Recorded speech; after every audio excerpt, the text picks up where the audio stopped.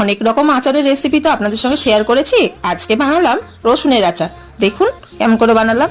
প্রথমে রসুন 250 গ্রাম ধুয়ে খোলা ছাড়িয়ে নিয়েছিলাম। তার মধ্যে একে একে আদা, কাঁচা লঙ্কা, হলুদ গুঁড়ো, কাশ্মীরি লঙ্কার গুঁড়ো, নুন, গোটা কালো জিরে আর 2 চামচ ভিনিগার দিয়ে ভালো করে মিশিয়ে 1-1.5 ঘন্টার জন্য ঢাকা দিয়ে রেখে দিয়েছিলাম।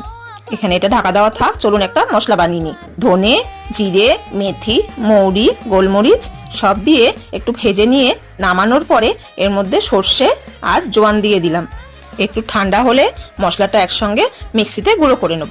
এদিকে এটাও একটুখানি মজে গেছে। এরপরে সেই ভাজা মশলাটা দিয়ে তার মধ্যে একটু বিট নুন, গরম করা সর্ষের তেল দিয়ে ভালো করে সব একসঙ্গে মিক্স করে নেব।